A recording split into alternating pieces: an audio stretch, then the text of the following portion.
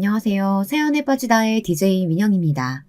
오늘도 사연 시작하기 전에 구독과 좋아요 버튼 눌러주시고요. 그럼 오늘의 사연 함께 시작해 볼게요. 안녕하세요. 저는 40대 여자입니다. 저는 결혼한 지 벌써 10년이 다 되어가는 유부녀예요. 제가 이렇게 사연까지 보내게 된 이유는 다른 유부녀들도 저처럼 결혼 생활이 힘든가 싶어 조언을 구하고자 사연을 보냅니다. 결혼할 때까지만 해도 저는 너무 행복했어요. 제가 너무도 좋아했던 남자와 부부가 되어 앞으로 평생 행복한 가정을 이루고 살 꿈에 부풀어 있었거든요. 그런데 결혼한 지 한 달도 되지 않아 제 꿈은 깨져버렸어요. 시어머니가 무서워도 너무 무섭더라고요. 결혼 전에도 한 번씩 인사를 드리고 상견례 때도 봤지만 이렇게 무서운 분인 줄은 몰랐어요.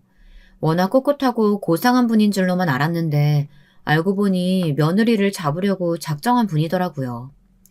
시어머니는 2대째 내려오는 강남 유명 한정식집을 운영하고 계세요.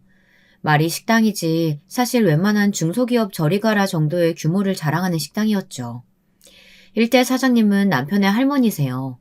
할머님은 음식 장사는 여자들이 하는 거라며 무조건 대대로 며느리에게 가게를 물려주라고 하셨답니다. 그게 돌아가실 때 유일한 유언이었대요.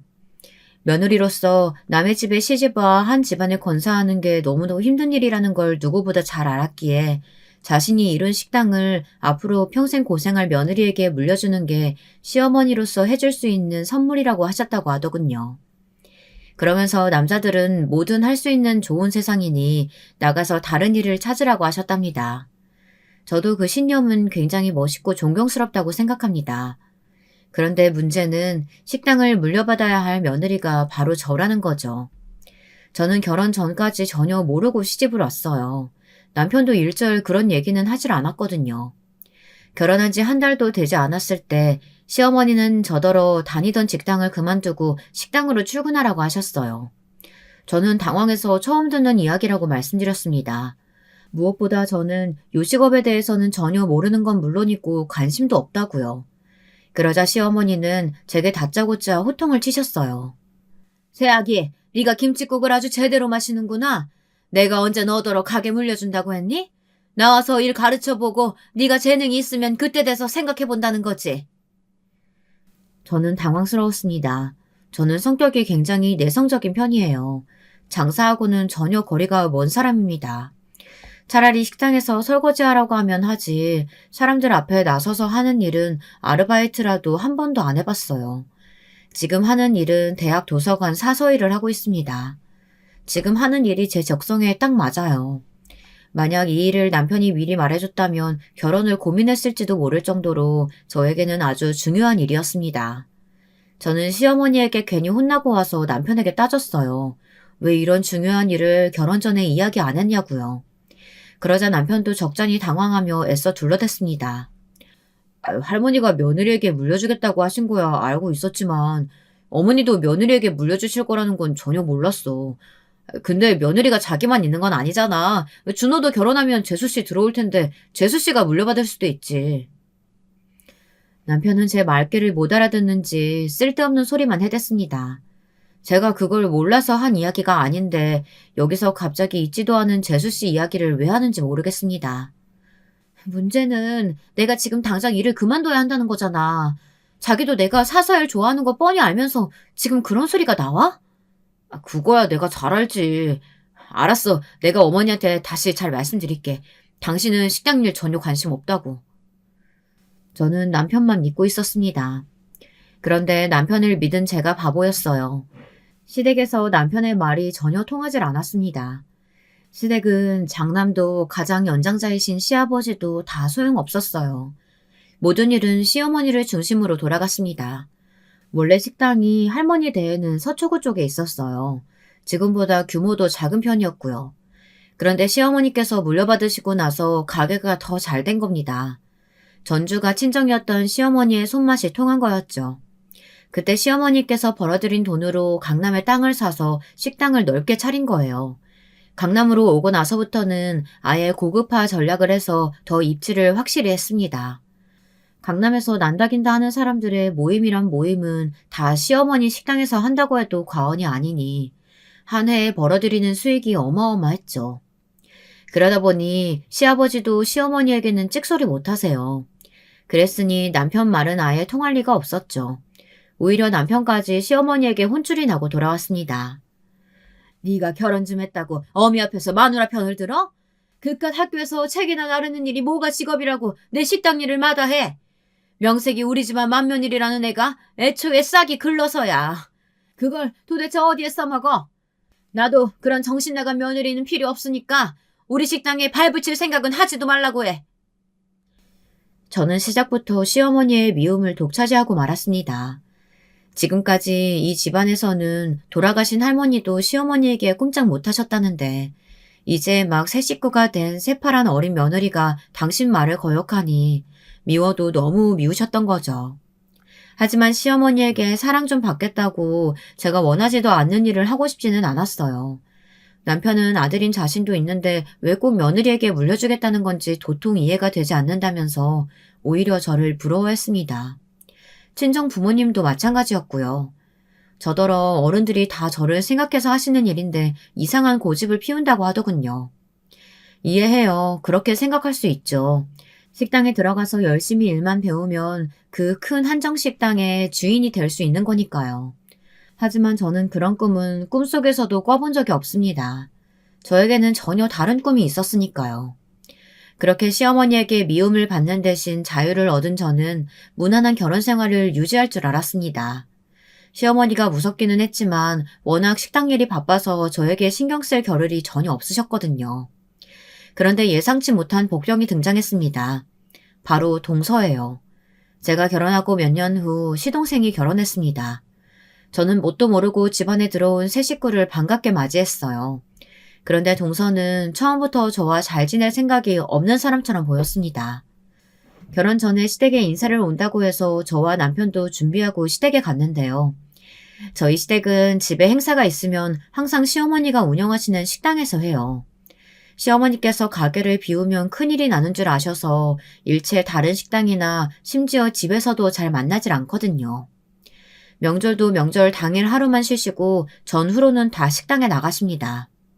이제는 익숙해진 가족들은 아예 묻지도 않고 곧장 식당으로 가죠. 식구들은 먼저 도착해서 이것저것 준비를 도왔습니다. 그러다가 밖에 비가 오는 것 같길래 제가 식당 안에 있던 우산 빗물 터는 기계를 가게 앞에 내놓으러 나갔어요.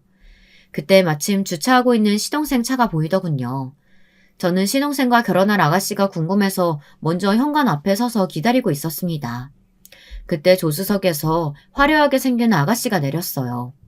저는 먼저 제 소개를 하려고 밝게 웃으며 예비 동서에게 다가갔습니다. 그런데 그때 예비 동서가 제 손에 우산을 툭 건네주더군요. 지금 내가 바빠서 그러니까 아줌마가 이것 좀 털어줘요. 갑자기 왜 비가 오고 난리야. 제일 아끼는 애 에르메스 비 쫄딱 맞겠네. 제가 말도 붙이기 전 동서는 들고 있던 가방을 품에 안고 식당 안으로 들어가 버렸습니다. 저는 순간 당황해서 동서가 건넨 우산을 손에 쥐고 멍하니 서 있었어요. 정황상 제가 식당 앞에 서서 웃고 있으니 저를 식당 직원으로 알아나 보더라고요. 시동생이 달려와서 인사하길래 그제야 정신을 차리고 저는 애써 우산을 우산꽂이에 넣었습니다. 그리고 식당 안으로 들어왔어요. 물론 처음 만난 예비 동서의 행동이 황당하고 기가 차긴 했지만 충분히 할 수 있는 실수라고 생각하고 넘겼습니다. 굳이 시동생이나 남편한테도 말하지 않았어요. 제가 미리 준비된 식당룸 안으로 들어가자 시동생이 예비 동서에게 저를 인사시켰습니다. 그런데 예비 동서는 방금 현관에서 저를 마주쳐놓고도 전혀 기억을 못하는지 저를 향해 너무 밝게 인사를 하더라고요. 저는 품에 안은 가방이 그 정도로 걱정이 됐나 보다 했어요. 그런데 예비 동서의 관심은 에르메스 가방뿐이 아니더군요. 시어머니가 운영하시는 식당에도 굉장히 관심이 많아 보였어요. 어머니께서 식당 하신다고 듣기는 했는데 이렇게 큰 식당일 줄은 생각도 못했어요. 준호 씨한테 듣기로는 대대로 며느리한테만 식당을 물려주신다면서요? 그럼 저도 준호 씨랑 결혼하면 받을 수 있는 거예요? 동서는 굉장히 활달하고 솔직했습니다. 진작 시동생에게 식당 이야기를 들었는지 시어머니를 만나자마자 식당 이야기만 하더라고요.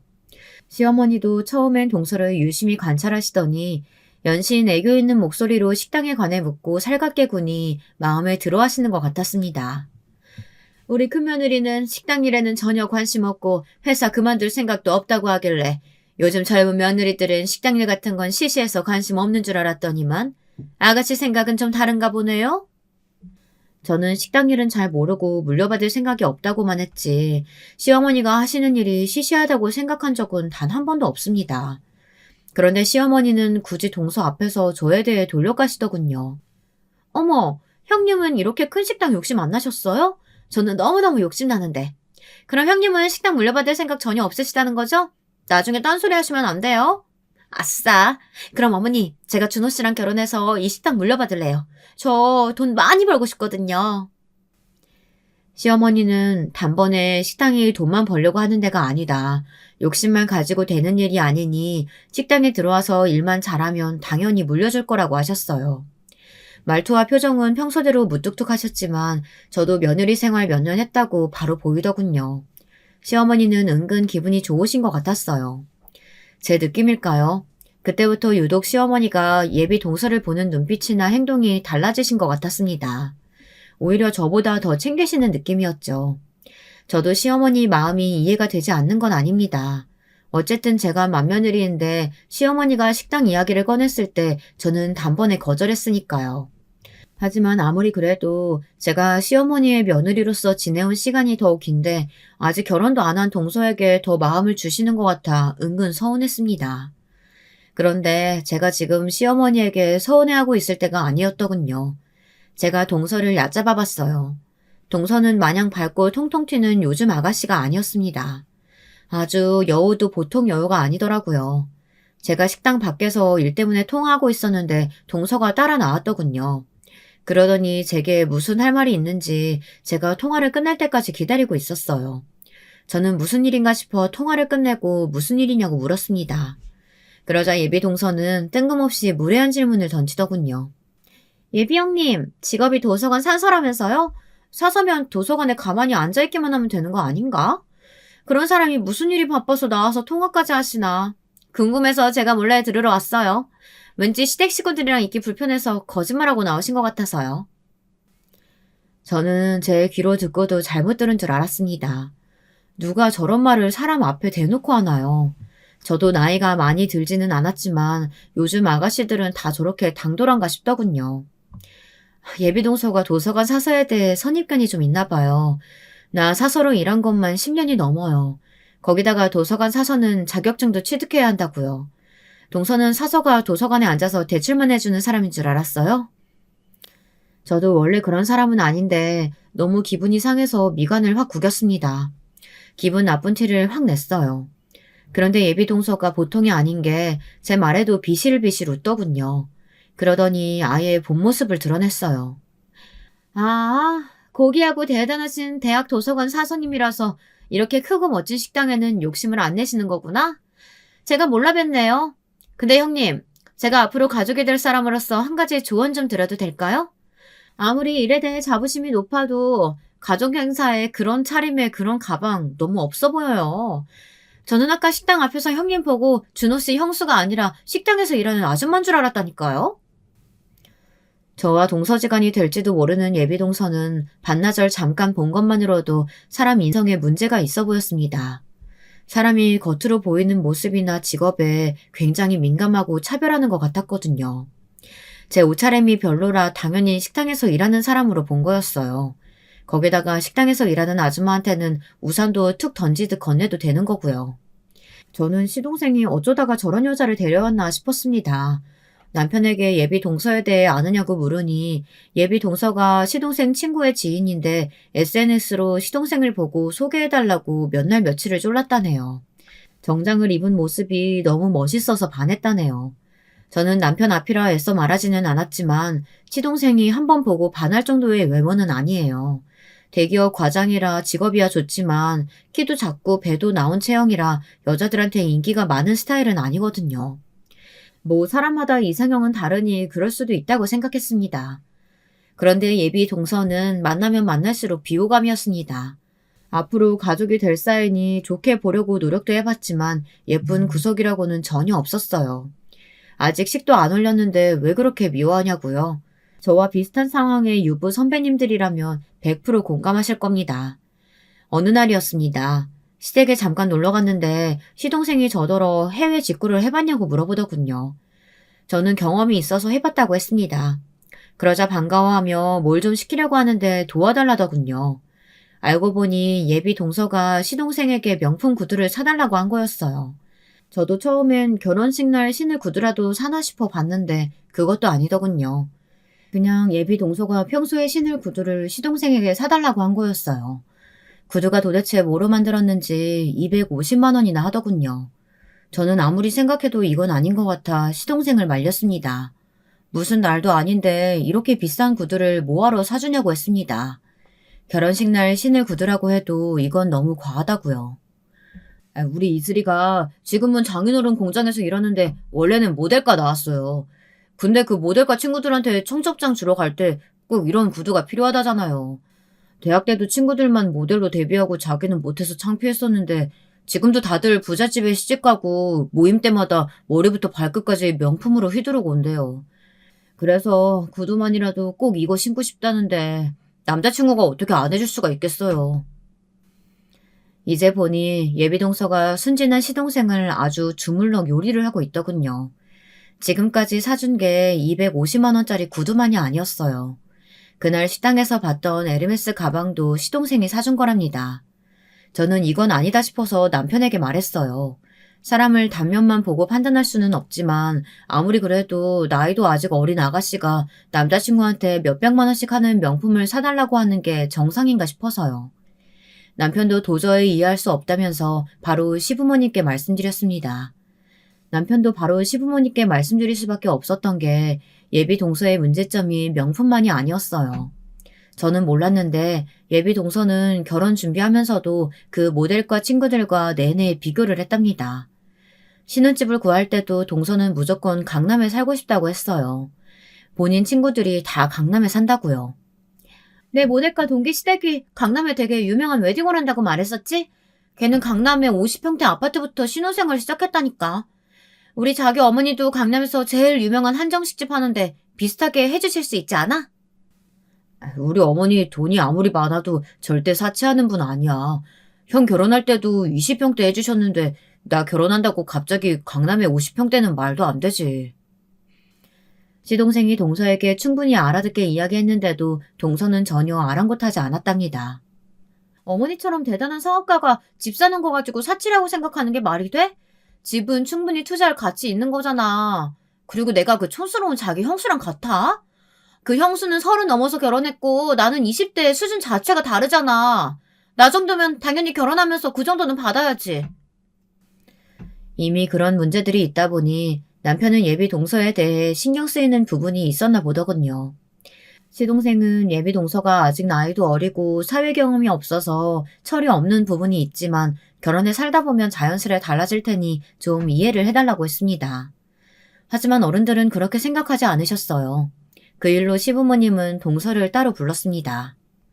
한창 결혼 준비 중이라 바쁜 줄은 알지만 지금이라도 제대로 짚고 넘어가야 할 것이 있어서 따로 불렀다. 이슬이, 너 내 아들 돈 보고 만나니? 시어머니는 원래 말을 돌려서 하는 성격이 아니에요. 예비 동서의 행동에 다들 걱정하니 아예 대놓고 물으셨습니다. 시어머니가 워낙 이목구비도 또렷하시고 카리스마가 있어서 시어머니가 바라보기만 해도 앞에 사람은 긴장하게 돼요. 역시나 그 여우 같은 동서도 시어머니의 카리스마에 바짝 긴장해서는 눈이 휘둥그레져 말을 못하더군요. 그렇지 않고서야 강남에 50평대 아파트를 사달라는 둥 몇백만 원씩 하는 가방이며 구두를 왜 사달라고 하니? 너 나 처음 봤을 때도 내 식당 달라고 했지? 난 절대 너처럼 남한테 바라기만 하는 애한테 내 식당 줄 생각 없다. 저는 은근 속이 시원했습니다. 철딱선이 없는 동서가 결혼 전에라도 정신 바짝 차리고 시집을 와야 제가 그나마 편할 테니까요. 그런데 동서는 생각보다 더 교묘하게 못돼 먹었더군요. 제가 주방에서 설거지를 하고 있는데 누가 뒤에서 등을 툭 쳤어요. 몸을 돌리니 예비 동서가 서 있었습니다. 저를 향해 눈을 바짝 치켜뜨더니 흘겨보고 있더군요. 저는 무슨 일이냐고 물었어요. 그러자 대뜸 하는 말이 기가 막혔습니다. 형님이 내가 오빠한테 구두 사달라고 한 거 아주버님한테 꼰질렀어요? 아주버님이 어머님한테 이야기해서 저만 깨졌잖아요. 형님이 뭔데 우리 사이를 방해해요? 형님이 뭘 모르시나 본데 남자는 여자가 좋으면 몇백 원짜리 구두가 아니라 강남에 50평대 아파트도 사줄 수 있는 거라고요. 저는 어이가 없어서 입이 쩍 벌어졌습니다. 예비 동서는 시어머니한테 혼나고도 정신을 못 차리고 있었어요. 저는 애써 마음을 다잡고 동서에게 차분히 말했습니다. 이번 일은 누가 봐도 동서가 잘못한 일이야. 내가 엄연히 동서보다 윗사람인데 왜 이렇게 버릇없이 굴어? 윗사람이면 윗사람처럼 굴고 말하세요. 괜히 내가 젊고 예쁘니까 샘나서 이러는 거 누가 모를 줄 알아요? 두고 봐요. 내가 결혼하면 형님 이 집에서 찬밥으로 만들어버릴 거니까. 동서는 자기 성격처럼 유치한 선전포고를 하고는 주방을 나가버렸습니다. 얼마나 어이가 없는지 저는 웃음이 다 나오더군요. 그런데 그때부터 본격적으로 동서는 저를 연적으로 생각해서 말도 안 되는 걸 가지고 시비를 걸기 시작했어요. 그러던 어느 날이었습니다. 시어머니 생신날이 얼마 남지 않았을 때였어요. 시어머니께서 이번 생신은 집에서 하자고 하셨습니다. 자꾸 식당에서 가족들이 모여 행사를 하다 보니 직원들이 우리 집안 행사를 챙기느라 다른 손님들께 소홀해지는 것 같다면서 앞으로는 가족들 행사는 모두 다 집에서 하겠다고 하셨어요.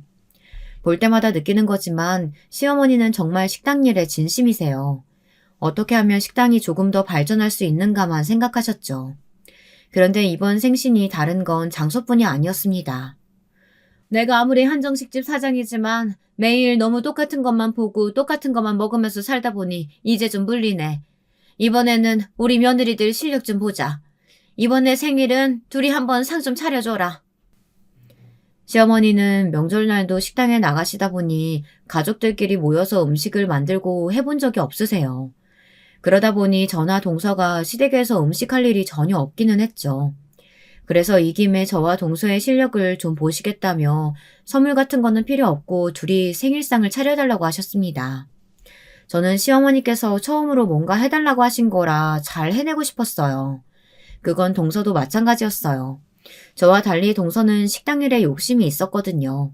안 그래도 호시탐탐 시어머니께서 자신을 언제 식당으로 불러주려나 기대하고 있었는데 이번 기회에 잘해서 식당에 들어가게 해달라고 할 참인 것 같더라고요. 저와 동서는 결혼하고 처음으로 둘이 만나 시어머니의 생신상에 대해 상의했습니다. 저는 시어머니께서 이제 한정식은 좀 물린다고 하셨지만 그래도 어머님이 드셔보지 않았을 만한 한식을 찾으려고 했어요. 그런데 동서 생각은 좀 달랐습니다. 형님은 취향만 촌스러운 게 아니라 사고방식도 너무 촌스러운 것 같아요. 어머님이 분명 말씀하셨잖아요. 한정식은 물렸다고. 무조건 고급스러운 양식으로 가야죠. 제가 엄청 좋은 한우 스테이크 구해올 테니까 형님은 그냥 샐러드나 좀 준비하세요. 어머님이 한정식이 물리신다고 한 건 항상 똑같은 것만 드셔서 지루하다고 말씀하신 거잖아. 동서는 어머님이 한정식에 얼마나 진심인지 몰라서 그래? 분명 우리가 새로운 걸 찾아드리면 좋아하실 거야. 아이고, 누가 보면 한식 대첩이라도 하는 줄 알겠네. 어차피 형님이랑 제가 마음이 맞을 거라고는 기대도 안 했어요. 그럼 그냥 각자 해요. 저는 스테이크랑 샐러드 준비할 테니까 나머지는 형님이 새로운 걸 찾든 말든 알아서 하세요. 동서는 제 생각이 틀렸다며 시간 낭비라고 웃었습니다. 하지만 저는 무조건 비싸고 좋은 것만이 훌륭한 게 아니라고 생각했어요. 저는 주변에 아는 분에게 조언도 받고 알아보기도 많이 알아봤죠. 그렇게 시간이 흘러 시어머니의 생신날이 밝았습니다. 동서는 정말 어디서 구해야 하는지 때깔부터 다른 스테이크 덩어리를 구해왔더라고요. 저는 그 두꺼운 고기를 집에서 어떻게 구울 생각이냐고 물었습니다. 그런데 동서는 아예 유명 요리사를 불렀더라고요. 고기 잘 굽기로 유명한 사람으로요. 제가 음식을 시작하기도 전에 그 요리사는 시댁 정원에서 고기와 해산물을 쇼까지 버리며 굽고 있었습니다.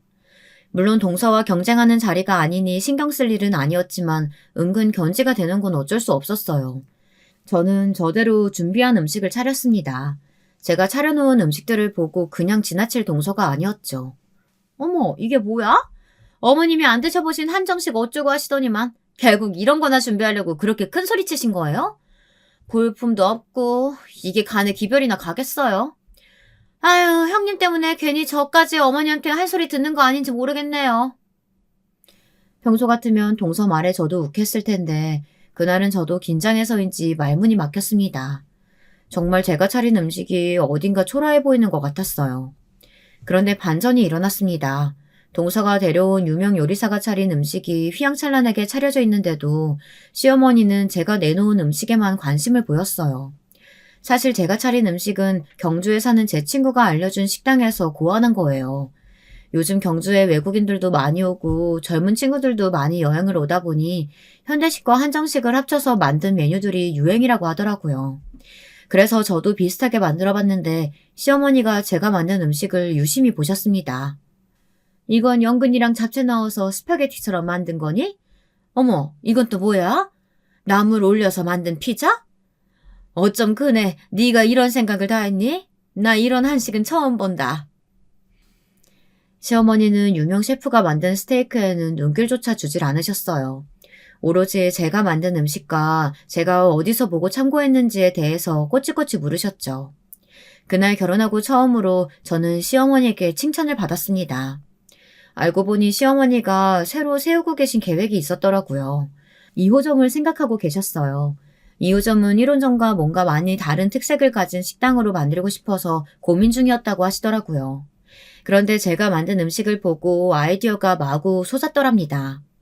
지금까지 몇십 년을 강남에서 고가 한정식을 팔아왔지만 2호점은 무조건 젊은이들 사이에서 유명한 동네에 터를 잡고 쉽게 찾아 먹을 수 있는 특색 있는 한정식집을 하고 싶으시다는 거였습니다. 그네, 네가 이런 재주가 있는 줄은 꿈에도 몰랐다. 나중에 식당 직원들이랑 2호점 회의할 때 한번 식당에 나와. 너한테 조언을 좀 받아야겠어. 저는 제가 의도했던 상황이 아니라 너무 당황했습니다. 저는 그냥 시어머니가 평소 드시던 음식이 질렸다고 하셔서 단순히 새로운 걸 드시게 해드리고 싶었던 마음에 그런 건데 일이 너무 커져버린 거죠.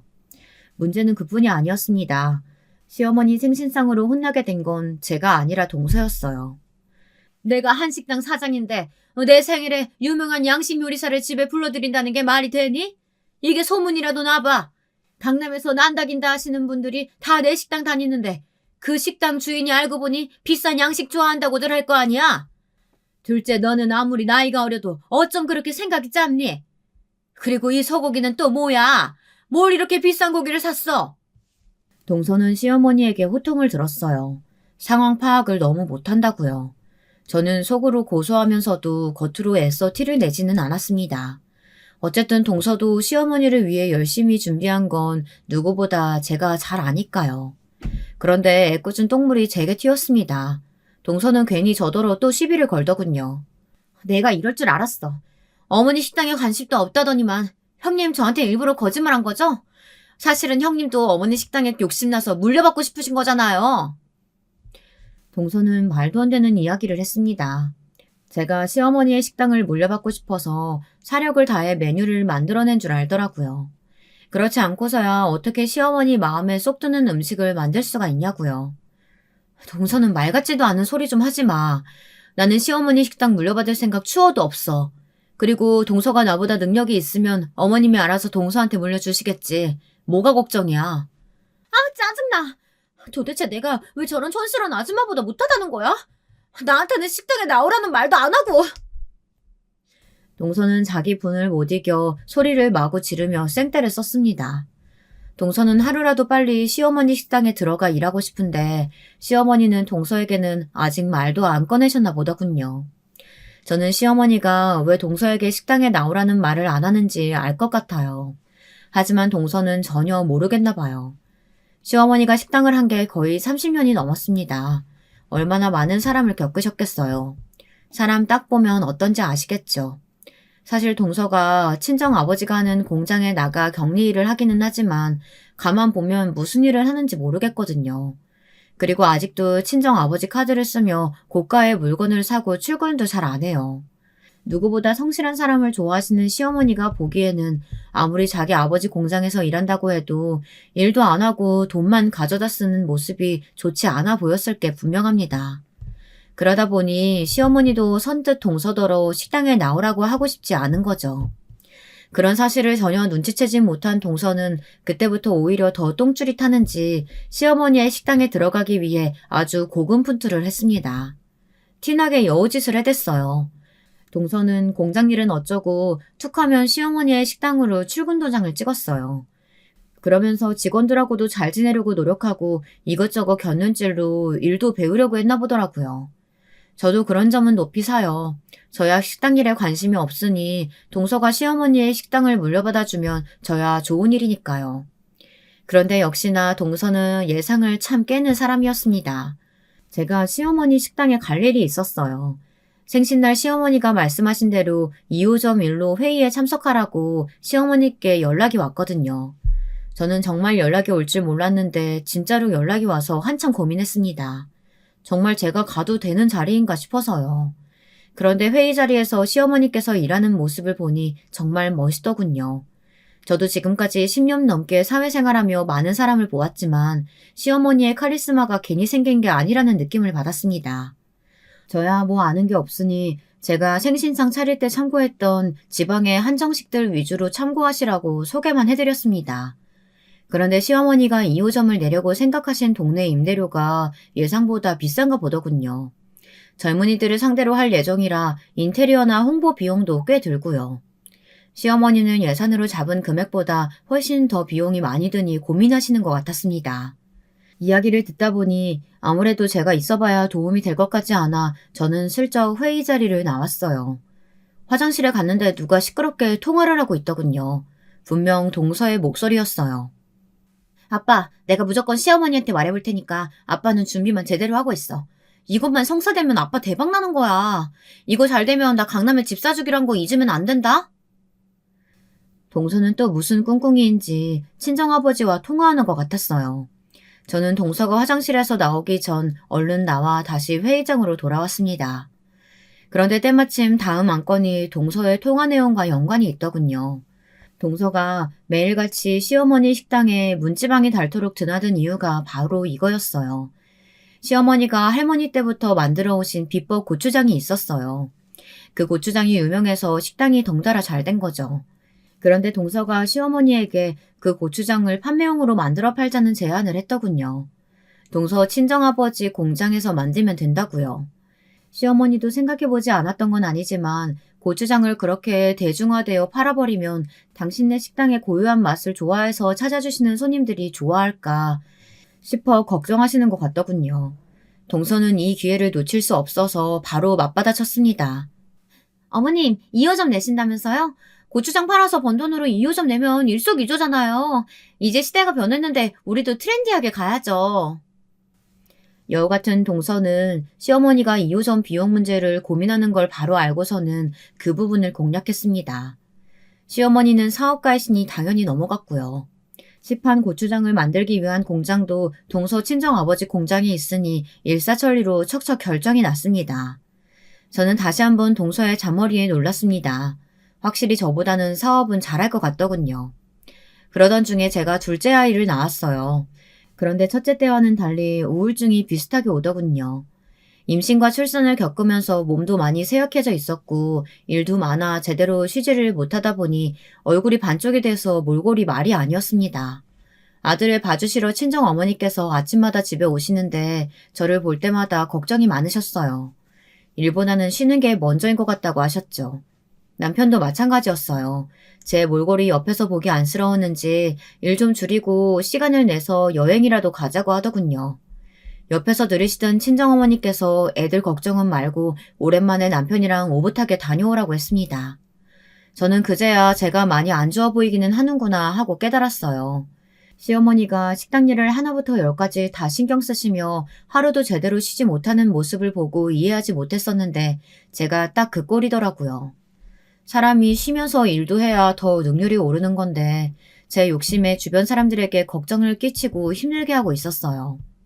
처음엔 애 낳은 지 얼마나 됐다고 여행인가 싶어 가지 말자 싶었습니다. 안 그래도 어린애 둘을 매일 친정어머니께 맡기는 것도 죄송했는데 저 좀 쉬겠다고 친정어머니를 또 힘들게 하는 것도 말도 안 되고요. 그런데 그런 제 마음을 아신 친정어머니는 저에게 이번에는 무슨 일이 있어도 쉬다 오라고 하셨습니다. 애들 한창 클 때는 너희들이 놀러갈 정신도 없고 그때는 엄마도 늙어서 애들 못 봐. 차라리 엄마가 한 살이라도 어려서 도와줄 수 있을 때 다녀와. 친정어머니는 모든 기회가 있을 때 해야 한다며 꼭 다녀오라고 했어요. 저는 친정어머니의 배려에 울컥했습니다. 저는 예전부터 너무너무 가고 싶었었는데 여러 여건이 따라주지 못해 못 갔던 미국에 가기로 했습니다. 그러고 보니 저와 남편이 신혼여행 이후에 처음 가는 해외여행이더라고요. 비행기표를 예약하고 여행 계획을 세우기만 하는데도 저와 남편은 신이 났습니다. 이 좋은 걸 왜 이제야 가겠다고 했는지 후회가 되더라고요. 이 좋은 기분을 초치게 한 사람이 있었습니다. 누구긴 누구겠어요. 바로 제 동서입니다. 저와 남편이 여행 준비로 한창 바쁘던 와중에 동서와 시동생이 새로 이사를 했어요. 동서가 노래를 부르던 대로 강남에 입성했습니다. 동서가 시어머니 비법 소스를 판매용으로 친정 공장에서 소스를 만들어 팔더니만 돈 좀 벌었는지 50평대까지는 아니어도 강남에 휘황찬란한 집을 샀더라고요. 그전에도 만나기만 하면 친정 부모님이 대박났다고 잘난 척을 무지하더니만 많이 벌기는 했나 보더군요. 저야 동서네 집에 가는 게 썩 내키진 않았지만 어쩌겠어요. 하나밖에 없는 동서인데 손윗사람으로서 가서 축하는 해줘야죠. 거기다가 웬일로 시어머니까지 오신다고 해서 온 식구가 총출동했습니다. 시어머니는 동서가 식당 일에 큰 공을 세워서인지 예뻐하시는 게 눈에 훤히 보였습니다. 우리 둘째는 일만 잘하는 줄 알았더니만 못하는 게 없네. 집도 너무 예쁘게 꾸몄다.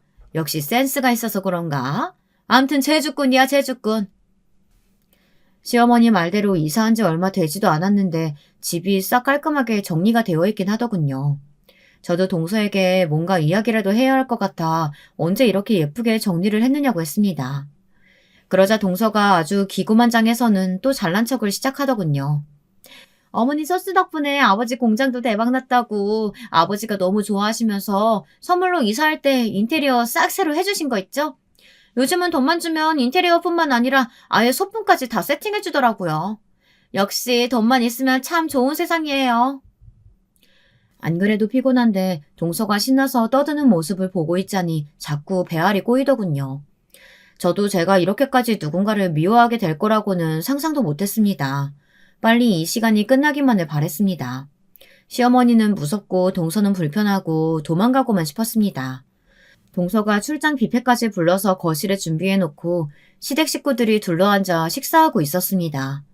저는 둘째를 낳고 아직 체력이 돌아오질 않은 상태라 영 입맛이 없었습니다. 그래서 과일만 조금 먹고 있었어요. 그런데 어느새 제 곁에 다가온 동서가 또 시비를 걸더군요.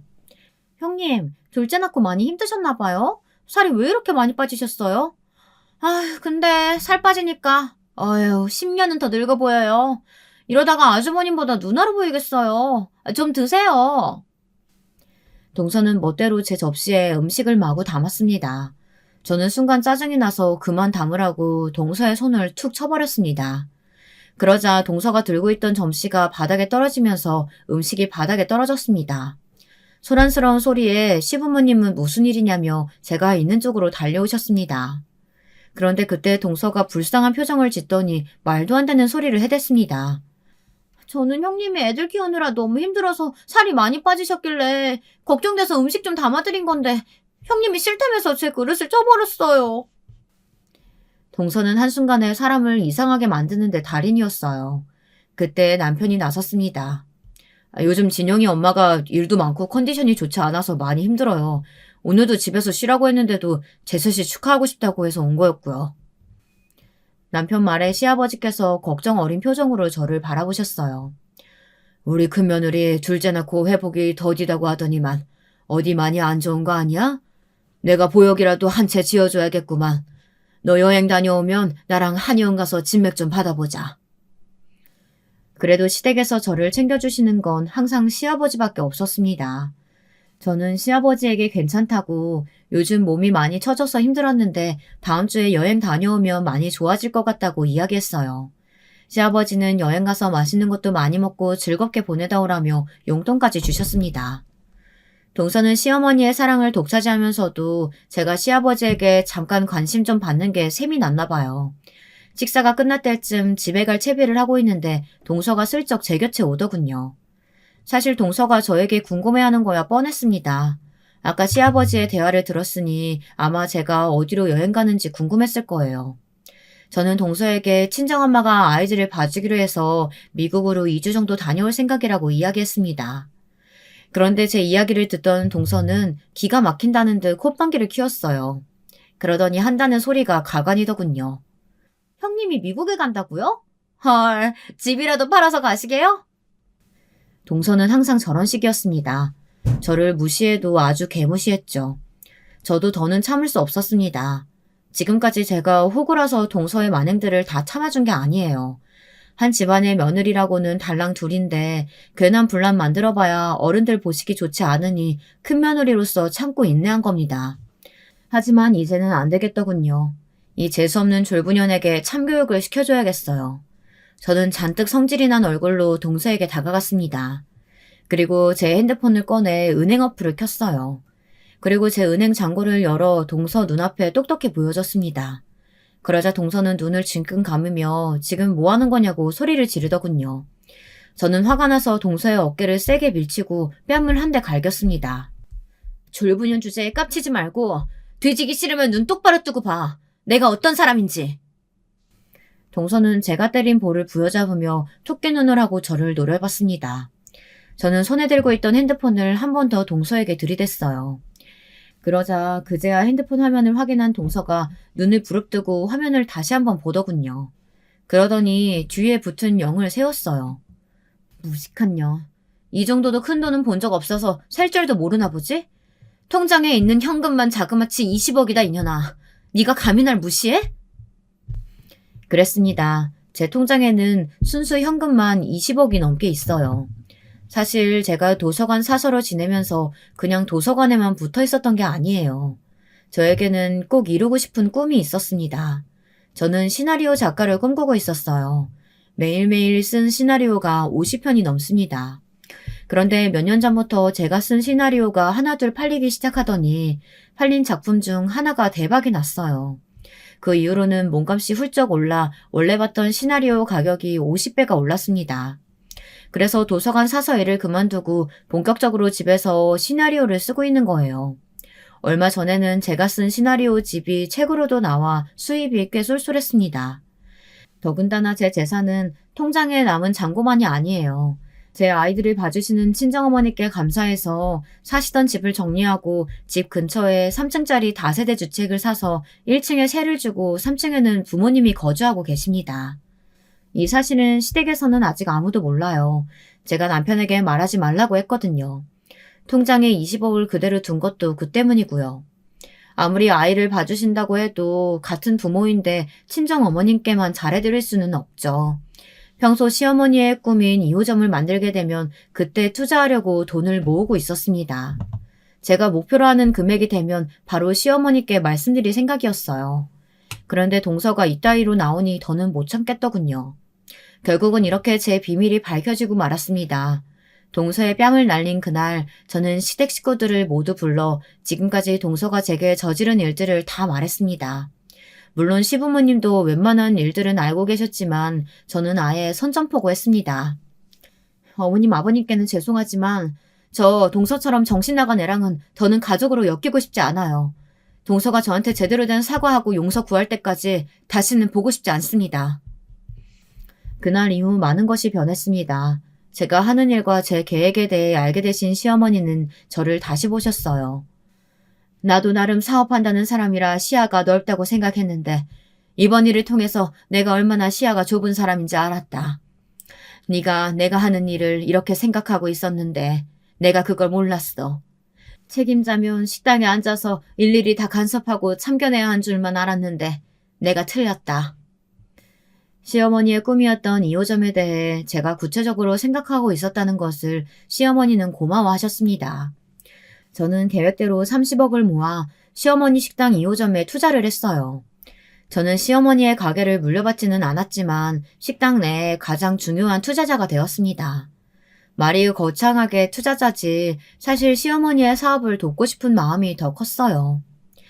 어머니가 이렇게 건강하시고 굳건하신데 꼭 며느리들한테 물려줄 필요가 있을까요? 저는 어머님이 이 식당에 가장 필요한 분이라고 생각해요.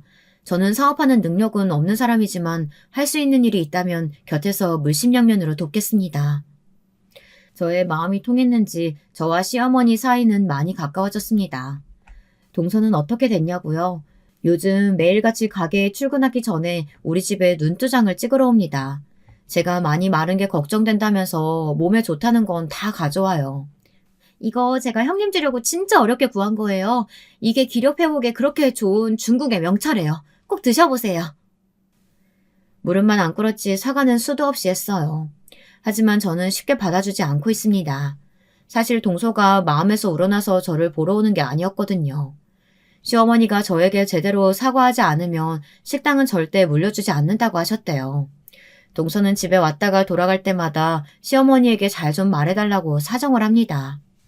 우리 대주주 형님이 말만 잘해주시면 어머님이 저한테 2호점이라도 맡기지 않으실까요? 형님이 제발 신경 좀 써주세요. 제가 형님의 영원한 딸랑딸랑이가 돼드릴게요. 동서는 사람이 어쩜 저렇게 가벼울 수 있나 싶을 정도로 참 간사해요. 저는 아예 대꾸도 안 합니다. 제가 쪼잔한지는 모르겠지만 사실 아직도 저는 잘 모르겠어요. 제가 용서하고 넘어간다고 해서 동서와의 지난 일을 다 잊고 지낼 수 있을런지요. 제 사연을 듣고 계신 유부 선배님들이 판단 좀 해주세요. 철딱선이 없는 된장녀 졸부 동서가 과연 개가천선하고 정신을 차릴 수 있을까요? 여러분의 의견 댓글로 남겨주시면 하나하나 자세히 읽고 참고하도록 하겠습니다. 지금까지 저의 기나긴 사연 들어주셔서 감사합니다. 여러분, 두 번째 사연 시작하기 전에 좋아요, 구독 꼭 눌러주실 거죠? 그럼 두 번째 사연 바로 시작합니다. 안녕하세요. 이제 저는 얼마 안 있으면 칠순의 나이가 되긴 하지만 이게 다 무슨 의미가 있는지 잘 모르겠어요. 여자로 태어나서 결혼을 하고 자식을 낳고 산다는 것은 저만 그런 건 아니겠지만 다들 힘들지 않을까 생각합니다. 사실은 요즘 그리 생각해야 겨우 위로가 될 것 같기도 해요. 저는 무척 힘들게 살아왔거든요. 예전에 얼핏 제가 살아온 얘기를 미용실 아줌마들이랑 한 적이 있었는데 다들 기겁을 하더라고요. 자기네 인생만 주책 맞고 힘들 줄 알았다나요? 어머 세상에, 어째 그런 일이 다 있어? 그러니까 중마고우라고 알고 있었던 친구랑 남편이 도망을 갔다고? 말로만 들었지 이렇게 가까이서 들어본 건 처음이야. 당장 그거 머리채 안 잡고 뭐 했어? 그 두 인간들 제대로 살아있는 거야? 보통은 다들 이렇게 반응을 하는 것 같아요. 제 인생이 고달픈 이유 중 이거는 10분의 1도 안 되는 이야기지만 아무튼 이 말처럼 저는 결혼 생활을 하던 중 남편으로 인해 아주 큰 상처를 입게 되었어요. 사실 남편만 탓하기엔 인생을 잘못 살아온 저도 문제가 있다고는 생각해요. 어쩌다가 그런 친구를 사귀어가지고 친구 관계도 박살이 나고 남편까지 빼앗겼던 것일까요? 처음에는 저도 그 기집애가 그런 애인 줄 몰랐어요. 고향 친구인데다가 우리 언니들이랑도 잘 알았고요. 우리 아버지가 돌아가셨을 때도 와서 같이 울어주던 애였거든요. 저는 정말 얘만한 친구가 없다고 생각해서 아버지 돌아가셨을 때도 얘 붙잡고 얼마나 울었는지 몰라요. 정순아, 우리 아버지 불쌍해서 어떡해. 혼자 남은 엄마도 불쌍하고 나는 진짜 가슴이 찢어질 듯 아파. 어떡해. 이렇게 엉엉 울던 저를 머리를 연신 쓸어주면서 다독여주던 게 그 정순이란 애였어요. 연정아, 걱정하지 마. 내가 있고 니네 엄마랑 언니들도 있잖아. 뭘 그렇게 겁내고 걱정해. 인생 별거 없어. 그냥 이렇게 우리 살아가자. 늘 뭔가 대담한 면이 있고 인생에 있어서 강하게 부딪히면서 살아가는 애였어요. 생활력도 있는 편이라 제각 서울 올라와서 자리도 먼저 잡고 아는 사람들도 무척 많아 보이더라고요. 제가 어찌저찌 소개를 받고 결혼을 할 때도 축하해주러 왔었고 그때는 얘 같지 않게 저를 부러워하더군요. 그쯤에 저는 왜 얘가 제 남편에 대해 특별한 생각을 품고 있다고 느끼지 못했던 걸까요? 연정아, 결혼 정말 축하해. 네 서방 아주 번듯하니 잘생기고 멋지다. 나도 너처럼 엄마랑 가족들이 있었으면 이렇게 시집도 보내주고 온 집안이 나섰을 거야. 나는 내 능력으로 살아가지 않으면 안 돼서 혼자 몸으로 시집도 가고 어쩌고 하기가 힘들어. 챙겨야 될 동생도 있고 말이야. 진짜 진심으로 네가 너무 부럽다. 이렇게 말해오는 친구가 한편으론 안쓰러워 얼른 친구도 좋은 사람 만나서 시집가길 바랬어요. 이후에 제가 큰딸을 낳았을 때도 연이어 둘째 딸을 낳고 또 지나 아들을 낳았을 때도 친구는 꾸준히 저에게 음식을 해오고 챙겨주었답니다. 심지어 그쯤에는 얘 역시 결혼을 했어요. 아주 입술이 두툼직하고 얼굴이 투박한 덩치가 큰 어부 같은 남자에게 시집을 갔답니다. 돈도 좀 있고 배를 타는 사람이라 그런지 여유가 있었어요. 순식간에 부잣집 마나님이 되어서는 차도 좋은 것을 타고 오고 우리 애들한테도 좋은 선물을 사왔어요. 이때 우리 엄마며 언니들도 혀를 내두르며 놀랬었고요. 야, 여자 팔자가 괜히 뒤움박 팔자라는 게 아니야. 저렇게 남자 하나 잘 만나면 인생 금방 뒤집어지는 거라니까. 연정이 진짜 인생 한번 잘 풀린다. 이제 동생들도 다 먹여 살리고 잘 살겠어. 저도 비슷한 생각을 했던 터라 친구가 참 잘 풀린다고 생각했어요. 그런데 제가 한창 새 아이들과 뒤치다거리느라 정신이 없을 즈음 친구가 울면서 우리 집에 문을 두드린 적이 있었어요. 눈 한쪽이 시퍼래가지고 고운 얼굴이 엉망이 되어서 문을 여는데 정말 기절초풍하겠더군요. 어떻게 된 거야? 얼굴이 왜 이래, 정순아? 연정아, 나 살기 싫다. 나 이렇게 살아. 나 어떡하니? 정순이는 완전히 무너져가는 얼굴로 저에게 폭 안겼고 그렇게 한참을 울었어요. 당시에 저는 친정엄마가 집에 와서 아이들을 봐주고 계셨는데 정순이가 안쓰럽다며 밥도 한 상 차려주시고 그렇게 며칠을 달래주면서 함께 있었답니다. 나중에야 자초지종을 듣고 비로소 정순이의 입장을 안타깝게 여기게 되었어요. 사실 진즉 묻고 싶었지만 정순이가 너무 민망하고 고통스러울까봐 못 묻고 있었거든요. 당시 우리 집 앞에 핀 봉선화 잎을 뜯어다가 같이 손에 물들여가면서 어릴 때 마냥 이런저런 추억을 얘기하다가 문득 털어놓더군요. 그 사람 여자가 있더라. 그러면서 나보고 금방 질렸대. 짐 싸가지고 나가래. 돈 얼마 던져주더니 꼴도 보기 싫다고 나가라더라. 내가 싫다고 매달렸더니 얼굴이 이 모양이 되어버렸어. 남자가 너무 무섭다, 연정아. 그러면서 눈물을 뚝뚝 흘리는데 제법 생활력이 강하고 인생에 자신 있어 보이던 애가 이렇게 작아진 걸 보고 마음이 참 안 좋더군요. 저도 몰래 엄마에게 사정을 설명하고 그렇게 정순이를 우리 집에 얼마 더 있게 해주기로 했어요. 남편은 처음에 의아스러워했지만 워낙 오랜 제 친구인 걸 아는 데다가 예전에도 몇 번 지방에서 올라와서 며칠 자고 간 적이 있었거든요. 이때는 한 달 정도 우리 집에 같이 살다가 금방 자리 잡고 나가기로 했었어요. 사실 남편이야 낮 시간대에는 집에 없기도 하고 우리 친정 식구가 하나 더 들어온 걸로 여기는지 딱히 묻지 않더군요. 하지만 정순이가 이제 자기는 더 이상 폐를 끼치면 안 된다며 살 곳을 찾았다고 나가던 날, 그날의 남편의 반응이 왜 그리 이상했는지 뒤늦게 알게 되었어요.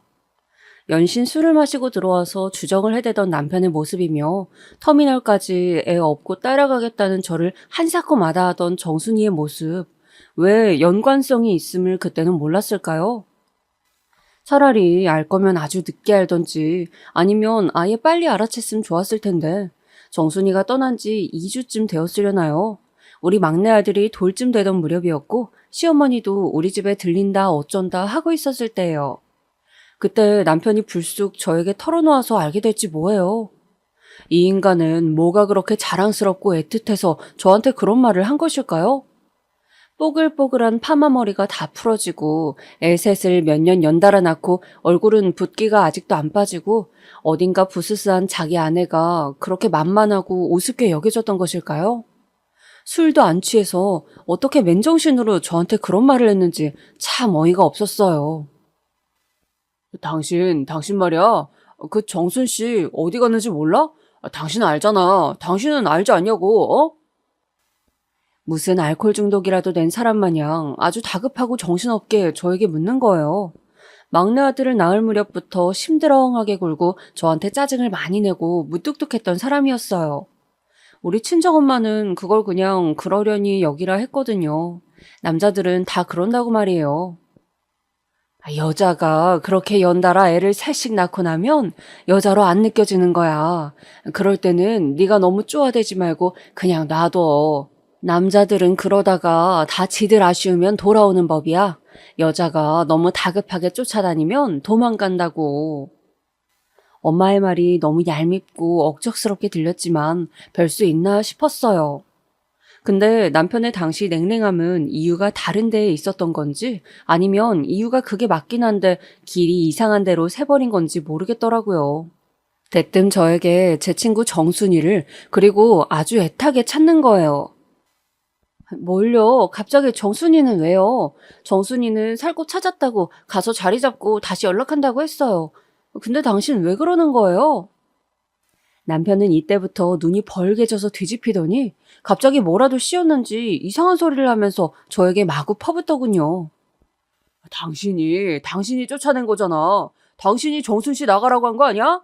안 그러면 갑자기 왜 나가냐고. 횡설수설 이상한 말만 해대는 남편을 보며 제 안에는 도무지 상상하기 싫은 생각이, 그러나 아주 기분 나쁘게 조금씩 스며들며 확신이 드는 것을 느꼈어요. 이 사람이 지금 해대는 소리나 반응은 아무리 봐도 정상적이지 않았거든요. 누군가를 연모하는 남자, 흡사 시집살이를 지켜 며느리를 쫓아낸 자기 어머니에게 따지는 남자처럼 저를 쪼아대는 것이었어요. 이날의 고루하고 질이 멸렬한 말꼬리 잡기와 싸움을 통해 결국 저는 차마 받아들이기 힘든 내용을 듣게 되었습니다. 어찌 보면 너무 웃기지 않나요? 저는 남편 입으로 이렇게 불지 않았으면 스스로 전혀 알지 못했을 아주 둔한 여자였어요. 당시 애 셋 기저귀 빨고 집 치우고 살림하느라 너무 정신이 없어서 며칠을 넋이 나가 있기도 했거든요. 남편의 그런 미묘한 변화 따위 제가 알아차릴 일이 없었습니다. 특히나 정순이도 저에게 조금의 언질도 주지 않고 그냥 자취를 감춰버려서 얘가 많이 힘든가 보다 정도만 생각하고 말았다고요. 그런데 저렇게 바보같이 저 인간이 알아서 스스로 불어버린 거예요. 뭐라고? 당신 정순이랑 그런 관계였어? 지금 그래서 정순이를 찾는 거야? 어머머, 미쳤나 봐. 이 인간이? 당신 진짜 미쳤어? 내가 당신 그냥 안 둬. 하지만 저는 이때 너무 주제도 모르고 덤볐던 것일까요? 태어나서 처음으로 이때 남편에게 손찌검을 당하게 되었습니다. 하필 우리 친정엄마가 그날따라 제 큰딸을 데리고 집에 가 계신 사이에 말이에요. 남편은 너무나 우습게도 제 고향 친구인 정순이에게 완전히 빠져 있었고 그걸 눈치챈 제가 빼돌렸다고 생각하고 있던 거예요. 대체 둘이 어떤 사이까지 되었는진 모르겠지만 그 순간 남편에게 저는 역적보다 더한 원수였나 봅니다. 생전 들어보지도 못한 욕설을 퍼부으면서 저를 몰아세웠고 흠씬 두들겨 맞은 저는 끝내 간신히 옆집에 도움을 청하기에 이르렀어요.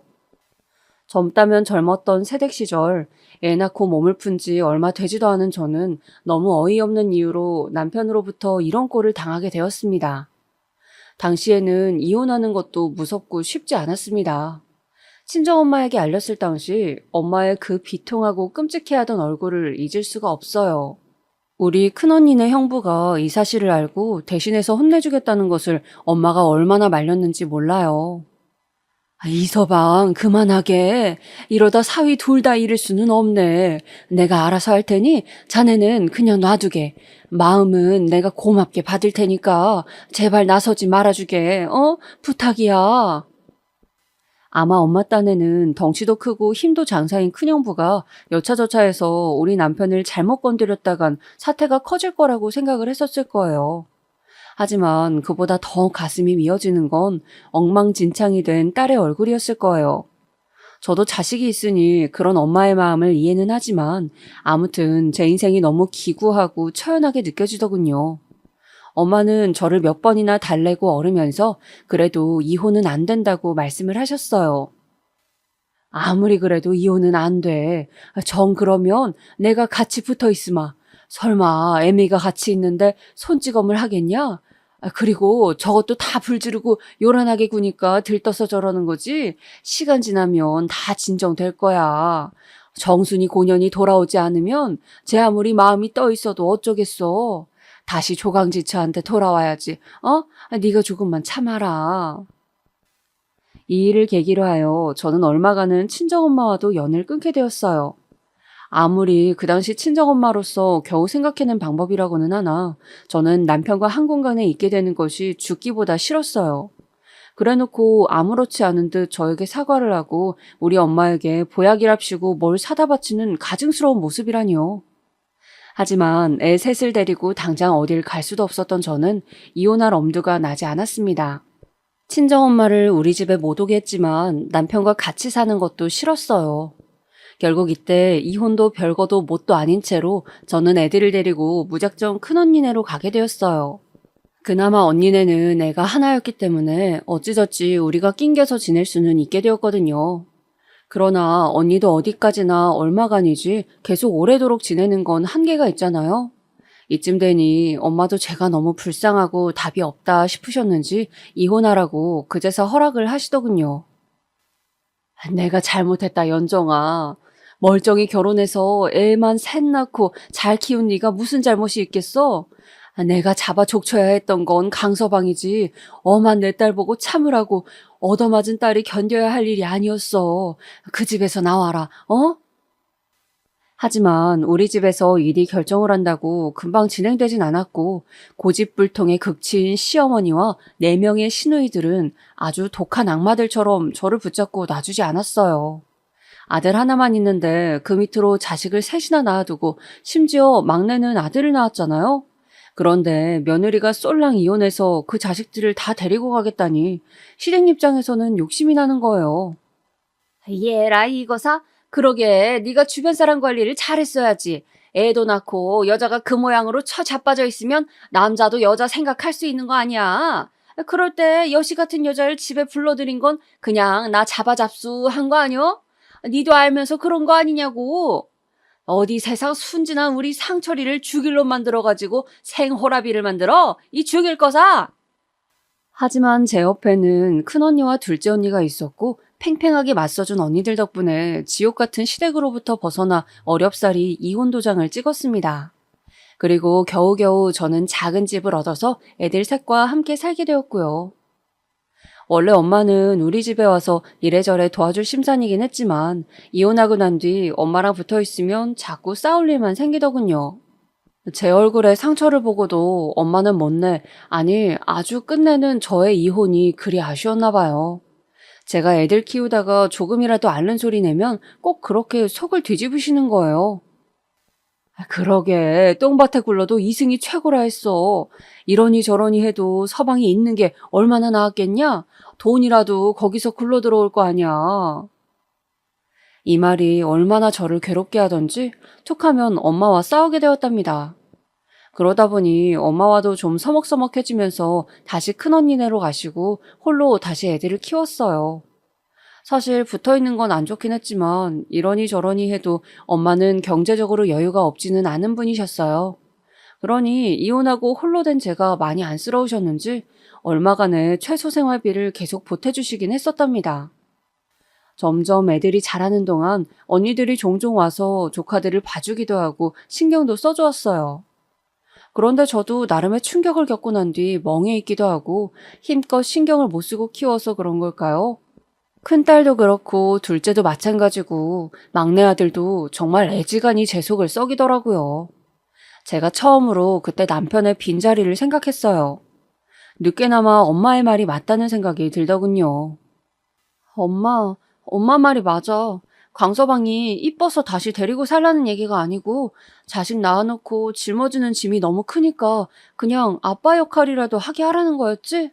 그때 내가 그냥 눈 딱 감고 그 인간이랑 살았어야 했나? 어쩜 이렇게 자식들이 한 명도 아니고 3명이 연달아 가면서 하루에 사고를 쳐대냐. 이러면 안 되는데 누가 애기 안 생겨서 절실하다고 하면 한 놈이라도 줘버리고 싶다 정말. 참 어미로서 매정한 소리를 저도 해댔다 싶어요. 하지만 이때 하루가 멀다 하고 새놈들이 그 크지도 않은 집안을 부숴가면서 난리를 쳐대느라 저는 아주 잠깐의 바깥일도 할 수가 없었어요.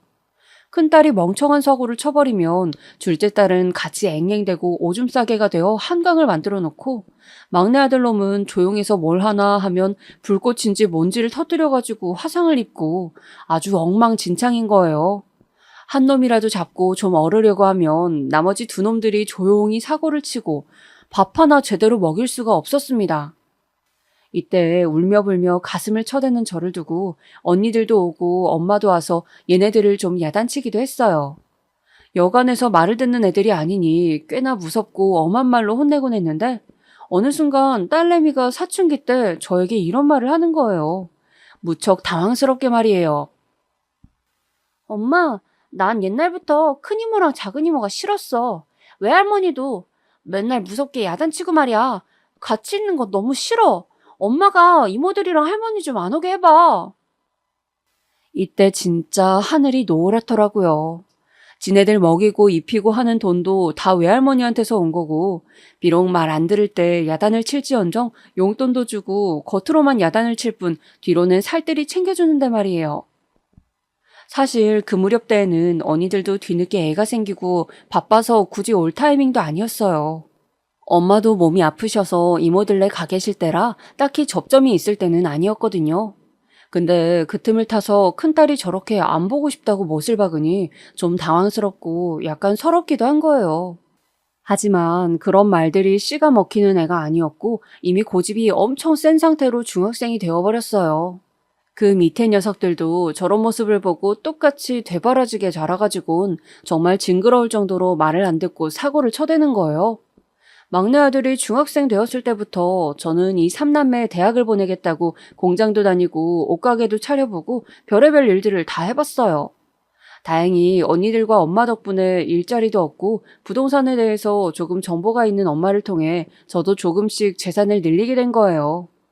그런데 언제쯤엔가 아주 어이없는 사건이 발생했으니 애들 고모 말이에요. 그러니까 애들에겐 막내 고모이고 저에겐 막내 시누이인 거예요. 글쎄 이 인간이 애들이 각각 20살을 훌쩍 넘겨서 다 크고 나서 굳이 찾아낸 거예요.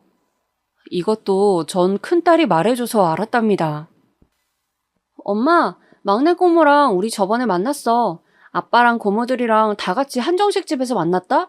고모들 엄청 울더라고. 나는 얼굴 기억도 날까 말까 한데 말이야. 아빠는 사진에서 봤던 것보다 한참 늙었는데 그래도 알아보겠더라. 나는 조금 아빠가 기억 속에 있었나 봐. 뭐야? 그래서 니들 다 찾아가서 만나고 왔다고? 이쯤에는 이미 큰딸은 독립한답시고 원룸을 얻어 나갔고 작은 딸과 아들만 저랑 같은 집에서 살 때였어요. 근데 뭐 사실 성인들이니 제각기 약속도 있고 생활들이 있어서 자세하게 뭘 알지는 못하긴 하죠. 그런데도 이 녀석들이 저한테 제 아빠 만났다는 얘기는 전혀 하지를 않는 거예요. 약간 서운함이 느껴지기도 하고 결국 제가 밥 먹다가 아들에게 물어보니 퉁명스럽게 저한테 뭐라고 했냐면요. 왜? 큰 누나가 그래? 근데 뭐 어떡해 엄마. 아빠도 고생 많이 하고 살았다잖아. 너무 어릴 때 엄마랑 아빠랑 헤어져서 나도 힘들었어. 맨날 아빠 없다고 애들이 놀리고 말이야. 엄마는 그런 거 모르잖아. 나는 아빠랑 가끔은 연락하고 얼굴도 볼 거야. 너무 서운하게 생각하지 마. 이때 저는 머릿속이 복잡해지면서 조금은 우울해지더군요. 사실 뭐 천륜을 어쩌겠어요. 이걸 저도 잘 정리해서 놔줘야 하는데 남녀 사이인 부부의 연만 너무 생각했던 건지 애들이 새삼 지 아빠를 만나겠다는 게 그렇게 갑갑하더군요.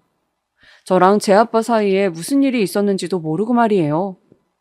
얼마 뒤 우리 큰언니가 집에 왔다가 저한테 이 얘기를 듣고 도저히 못 참겠는지 아들이랑 작은 딸이 들어왔을 때 붙잡고 일장연설을 했어요.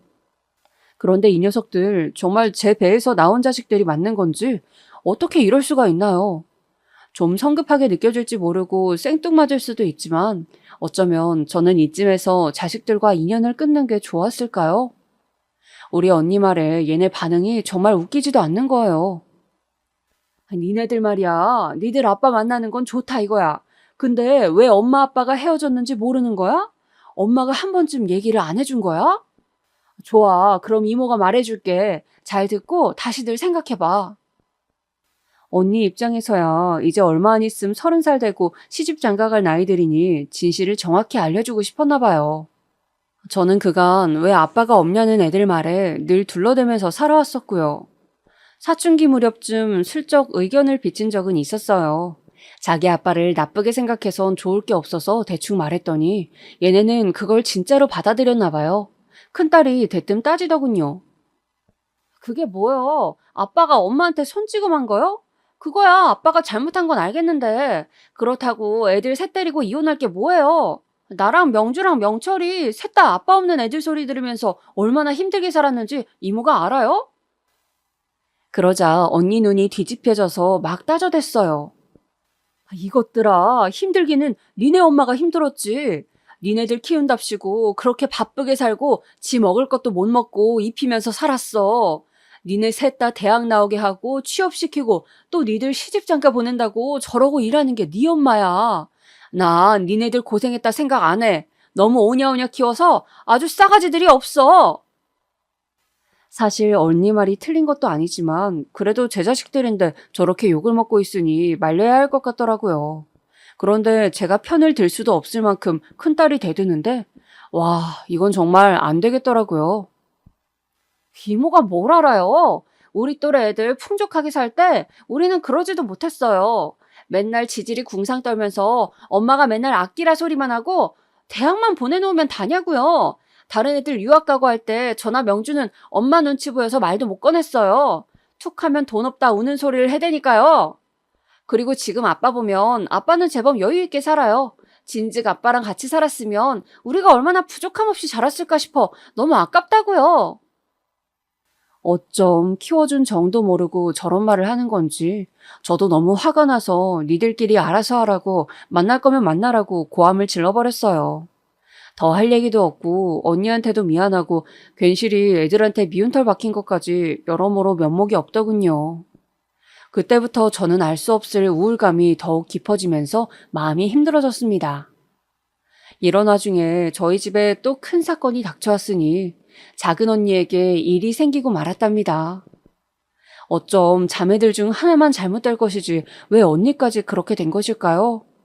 느지막이 결혼해서 잘 살아보려던 언니는 형부의 잦은 폭력과 도박으로 인해 그만 이혼을 결정하게 되었어요. 조카를 하나 낳아놓고서 나름 열심히였던 것 같은데 꽤 충격이 컸던 모양이에요.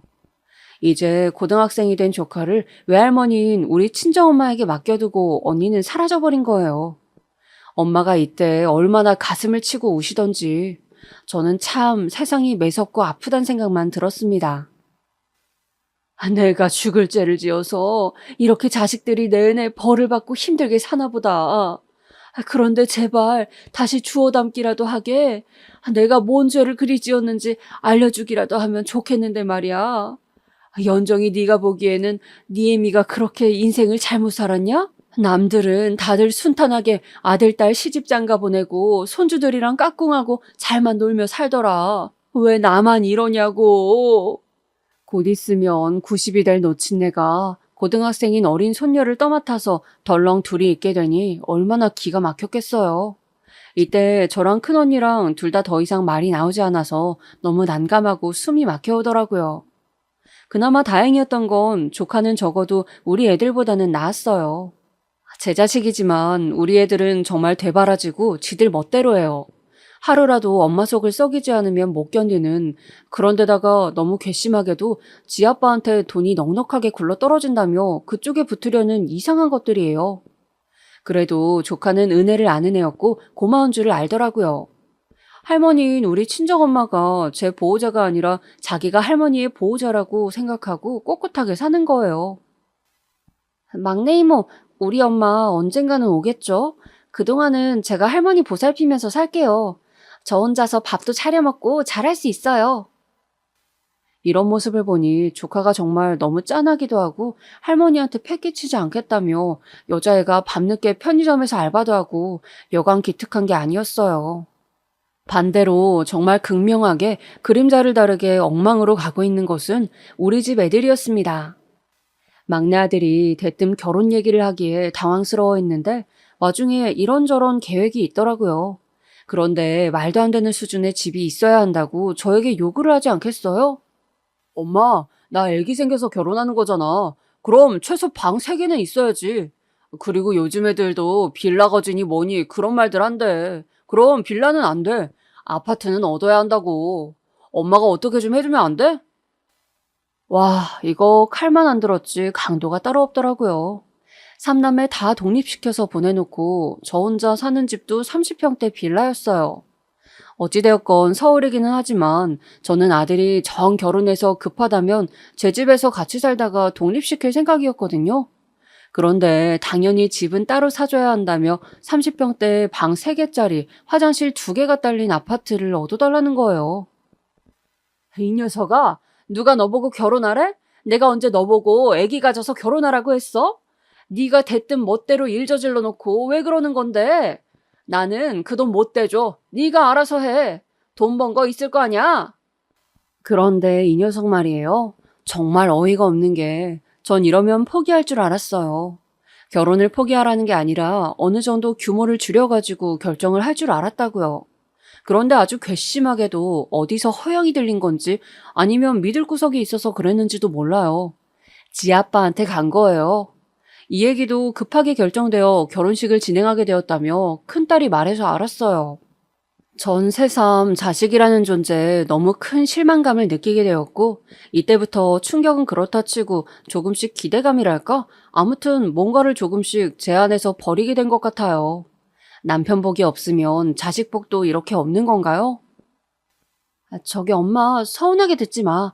명철이 말이야. 이번에 명철이네 집을 아빠가 해줬대. 그런데 그 뭐지? 아빠한테 아줌마가 있대. 재혼한 아줌마 말이야. 뭐? 아빠가 집을 해줘? 저는 그렇게 묻고도 순간적으로 머릿속에 아주 몇십 년 만에 정수기의 이름을 떠올리게 되었어요. 그건 아주 역겹고 토악질이 올라오는 감각이더라고요. 짧은 몇 초 사이에 아주 역한 느낌이 들려고 하는 찰나 다시 얘기를 들어보니 그건 아니고 다른 여자인 듯 했어요. 큰고모 지인 중에 누가 소개를 시켜줘가지고 아빠도 40대쯤에 재혼을 했나 봐. 그래서 우리도 얼마 전인가 같이 얼굴은 봤었거든. 아무튼 근데 아빠가 혼주석에 그 아줌마도 앉혀야 한다는 거야. 엄마가 오면 아빠는 안 오겠대. 그리고 집도 다시 생각해본다나? 그렇게까지 말을 하니 명철이도 이러지도 저러지도 못하고 아주 곤란해해. 엄마한테 말하기 미안하다나? 이후로 아들 결혼식을 두고 얼마나 고성이 오가는 싸움을 했던지 이 싸움을 이제 남편이라고 부르기도 애매한 그 인간과 하고 자식들과도 했어요. 니네가 사람 자식들 맞냐? 어떻게 몇십 년 키워준 엄마를 그 집 한 채 때문에 버리고 결혼식까지 못 오게 하냐? 그러면서 어마어마하게 불바다가 되어버린 거예요. 이건 결국 다 타버린 무슨 재처럼 큰 상처와 부질없는 것들만 남긴 채 저나 자식들 모두 감정 소진만 기가 찰 정도로 해버린 것 같아요. 큰언니며 우리 엄마며 다들 기가 막혀하고 죽일 것들이라고 욕을 해댔지만 별 수 있겠나요? 아들은 엄마가 좀 이해해주면 안 되겠냐고 생떼를 부리고 난리를 쳐댔더니만 지도 양심은 있었던지 신혼여행 끝나고 선물은 사가지고 왔더군요. 며느리랑 같이 왔다지만 저는 여전히 마음이 풀리지 않아서 그냥 용돈만 얼마 줘서 둘을 내보냈어요. 그리고 명절이 찾아왔고 딸들도 눈치를 봤는지 음식을 해가지고 우리 집에 모이기는 하더군요. 그렇게 대면대면하게 몇 해를 넘기고 있던 와중에 큰딸도 슬슬 결혼 얘기를 꺼내는 거예요. 저는 그참에 아예 못을 박아버렸어요. 엄마 줄 돈 없다. 그 나이씩이나 먹었으면 알아서 시집을 가던 아니면 명철이처럼 네 아빠 찾아가서 혼수할 돈 몇천 받아오던지 해. 엄마는 먹고 죽을 애도 없어. 그러자 큰딸은 미안했던 건지 아니면 좀 구슬려 보려고 했던 건진 몰라도 이렇게 말을 하는 거예요. 아휴, 우리 엄마도 참. 엄마, 나는 아니야. 나는 명철이랑 달라. 그리고 왜 그렇게 아직도 꽁에 있어? 명철이가 미안해하잖아. 그리고 그 뭐야? 저번에 큰이모 말씀하시는 거 들어보니까 엄마도 뭐 있다며 외할머니가 엄마한테 건물 줬다고 하던데? 엄마도 나름 재산 없는 것도 아닌데 왜 그래? 나중에 죽을 때 주려고? 그러지 말고 살아있을 때 자식들이랑 여기저기 쓰면서 놀러 다니면 좀 좋아. 아니, 나 결혼할 때 달라는 얘기는 아니야, 엄마. 정말이야. 진짜 갈수록 얘도 머리가 오죽 커진 게 아니라서 그런지 내 자식인데도 꿍꿍이를 알다가도 모르겠더군요. 그러던 어느 날 제 생일이랍시고 얘네들이 왔길래 그냥 그런 줄 알았어요. 아들 장가 보내고 제가 애들한테 이제 니네 안 볼 거라고 했더니 아주 용을 쓰고 명절이나 생일 때마다 뭘 해갖고 찾아오더라고요. 지들 딴엔 미안해서 그런 걸 거라고 생각했는데 이날 이것들이 잠결에 떠드는 소리를 듣고 저는 기겁을 하고 말았어요.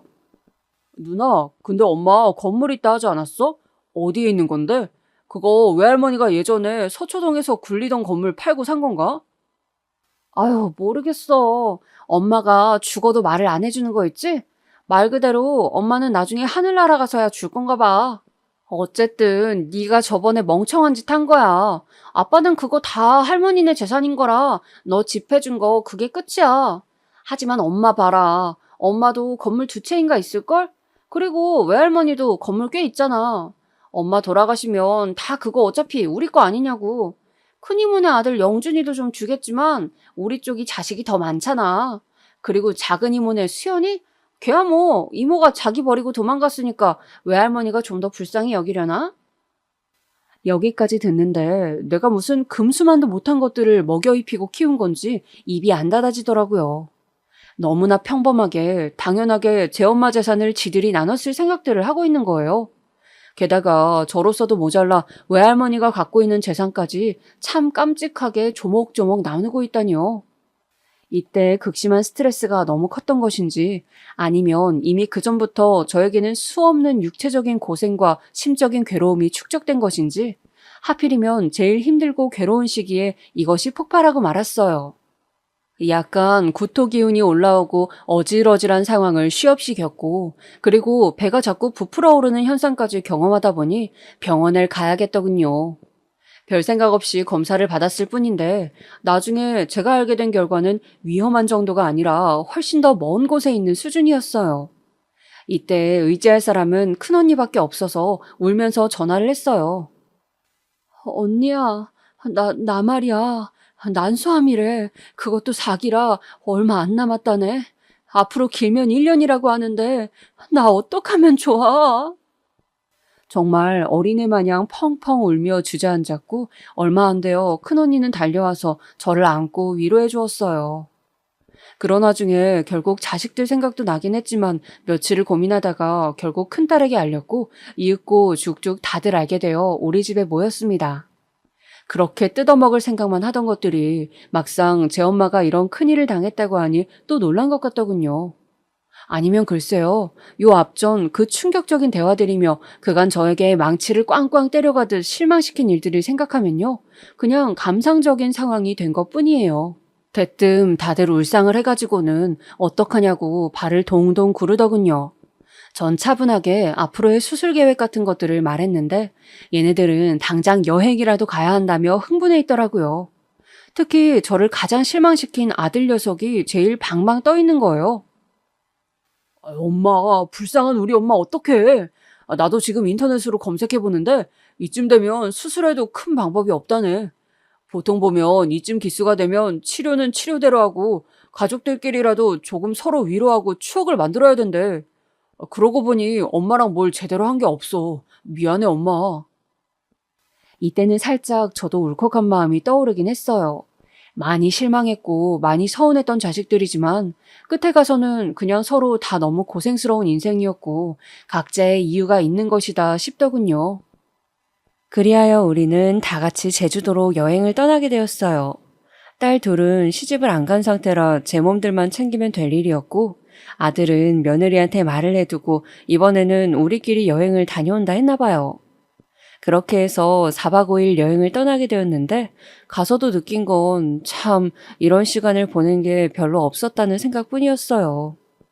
애들이 짜온 일정대로 아들이 운전하는 차 안에서 저도 창밖을 보며 이런저런 생각을 했었네요.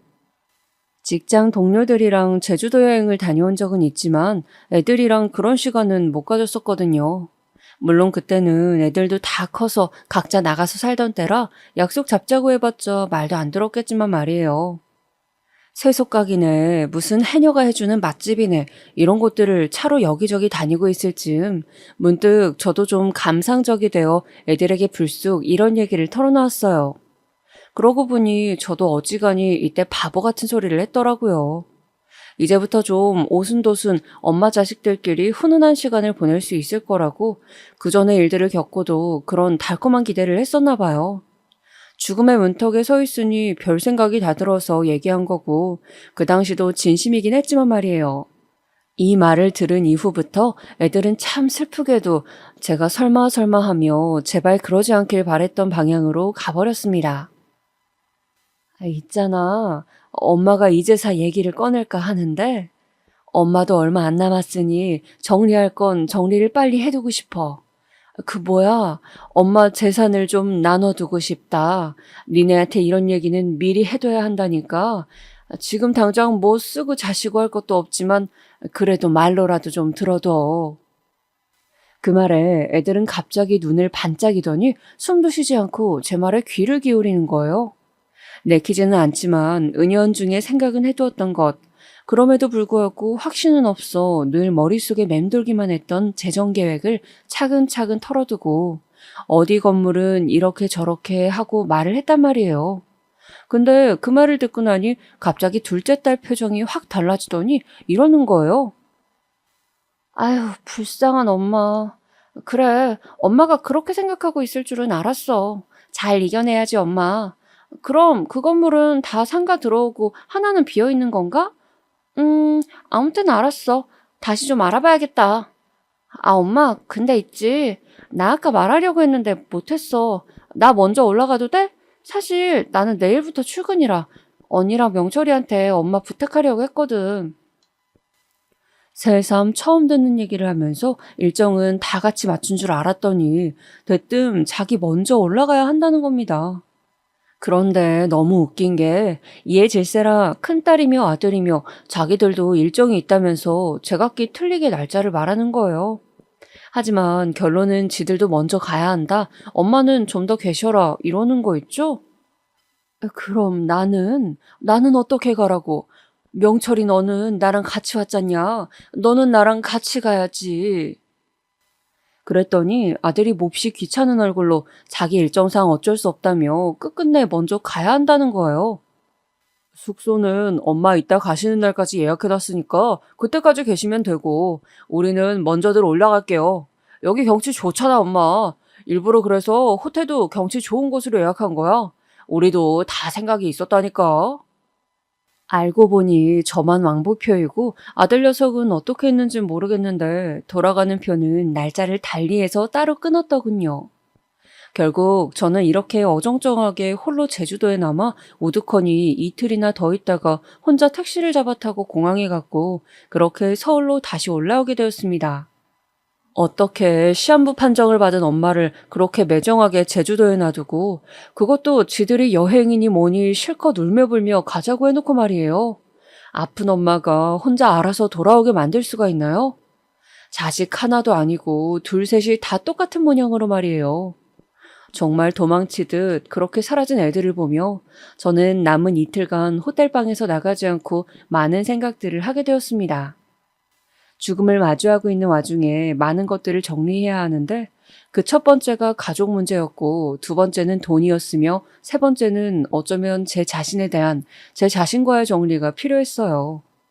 근데 그걸 가족에게 먼저 알렸을 뿐인데 어쩜 이렇게 저를 더 외롭고 고독하게 만드는 것일까요? 어찌되면 이 일로 인해 저는 삶에 대해서 죽음에 가까워서야 비로소 냉정하게 결론을 내리게 된 것 같아요. 어느 정도 예상을 아예 안 한 일은 아니었지만 제발 그런 일이 실제로 일어나지는 않길 바랬던 제 바람은 아주 야멸차게 무시되었어요. 병마와 싸우느라 지쳐있는 저에게 더 큰 대못을 박아버린 자식들에게 저는 그냥 아예 안 좋은 엄마가 되기로 작정했습니다. 올라가서 며칠을 생각을 정리한 후 곧바로 큰딸에게 전화를 걸었어요. 한 놈에게만 말할 테니 나머지는 알아서 전해들으라는 뜻으로 말이에요. 듣자마자 딸은 참 슬플 정도로 저를 공격하고 물어뜯더군요. 당장 벌어진 일이 믿어지지가 않는 건지 악을 쓰고 공격했다가 사정을 했다가 빌었다가 다시 분노했다가 아주 정신병자처럼 악을 쓰는데 참 무섭게도 거기서 남편의 어떤 일면을 보았습니다. 내가 왜 이런 것들과 그리 열심히 살았던 걸까? 어디서부터 잘못된 건지 모르겠더군요. 그래도 되돌릴 수는 없었어요. 너 잘 들어? 네가 명주랑 명철이한테 전해. 엄마 그렇게 제주도에 혼자 남겨두고 갔지?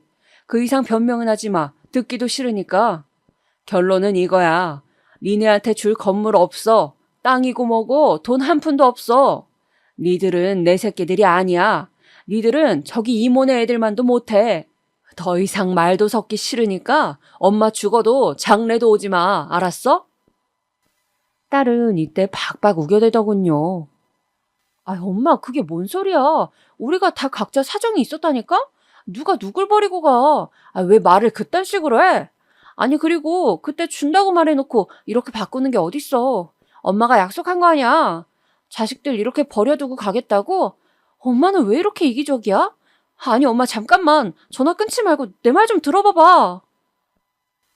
저는 더 듣고 받아주고 실랑이를 하고 또 화해하고 그렇게 해줄 시간의 여유가 이제 없는 사람이에요. 부모로서, 엄마로서 할 만큼 충분히 다 했다는 생각이 들어요.